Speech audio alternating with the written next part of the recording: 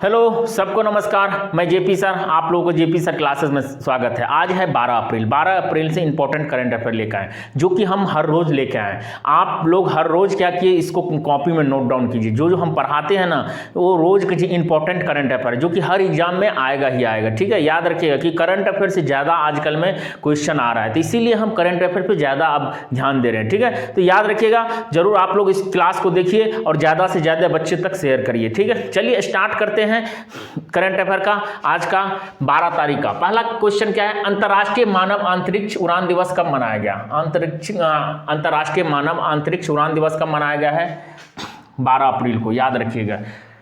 उसके बाद में दूसरा क्वेश्चन, कौन सा देश 2028 में होने वाला क्लाइमेट चेंज समिट में मेजबानी से पीछे हट गया? मतलब कौन सा देश क्लाइमेट चेंज समिट से मेजबानी, मतलब पहले वो करता, मेजबानी करता, अब मेजबानी नहीं करेगा। ठीक है, वो कौन है? अपना भारत देश, याद रखिएगा।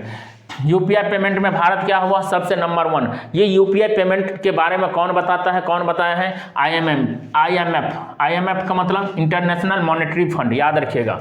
ये बताता है जो भारत जो है यूपीआई पेमेंट में सबसे नंबर 1 हो गया। ठीक है, याद रखिए। अभी भारत में 18वां ब्रिक्स सम्मेलन होगा। ठीक है, इससे 17वां ब्रिक्स सम्मेलन कहाँ पे हुआ था? याद रखिए, कहाँ पे हुआ था? ब्राजील में हुआ था। याद रखिएगा, ब्राजील में क्या हुआ था? 17वां ब्रिक्स सम्मेलन, याद रखिए। भारत में रामसर साइट कितना है? 98। साक्षरता दर कितना है? 80.9% भारत का। ठीक है, याद रखिए। पॉलिसी बाजार ने किस अपना सीईओ नियुक्त किया? किसे नियुक्त किया है? सज्जन परवीन चौधरी को, याद रखिएगा। उसके बाद में चौथा, सीडी गोपीनाथ का निधन हुआ है। कौन थे? ये क्रिकेटर था, याद रखें। भारतीय क्रिकेटर थे सीडी गोपीनाथ, जो 1900 भारत में जो पहला इंग्लैंड के साथ भारत जो टेस्ट मैच जीता था ना, उसमें वो खेल रहे थे। ठीक है, उसमें थे, तो ये मतलब निधन हो गए। ठीक है, याद रखिएगा।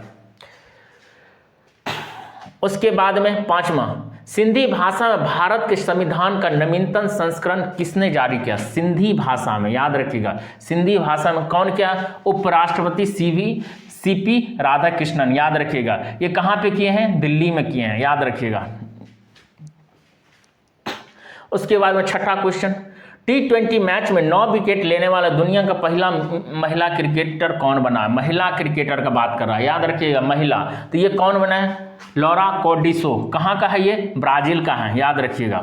ब्राजील का है लौरा कोडिसो, जो किया T20 मैच में 9 विकेट लेने का रिकॉर्ड बनाया, याद रखिएगा। उसके बाद में सातवां, कैबिनेट समिति ने किस राज्य को कलाई 2 जल विद्युत परियोजना के लिए 14,105.83 करोड़ को मंजूरी दी? कौन सा, कौन सा सरकार दिया है? अरुणाचल प्रदेश, याद रखिए। अरुणाचल प्रदेश का राजधानी ईटानगर। सीएम कौन है? प्रेमा खांडू। राज्यपाल है केटी पटनायक।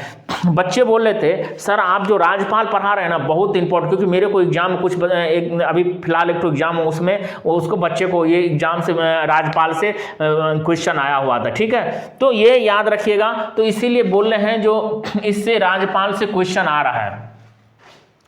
किसने NHAI आरोग्य वन पहल का शुभारंभ किया गया है? NAH आरोग्य वन, मतलब आरोग्य वन क्या होता है पता है? एक औषधि वन लगाया जाएगा, मतलब पेड़ पौधे औषधि टाइप का लगाया जाएगा।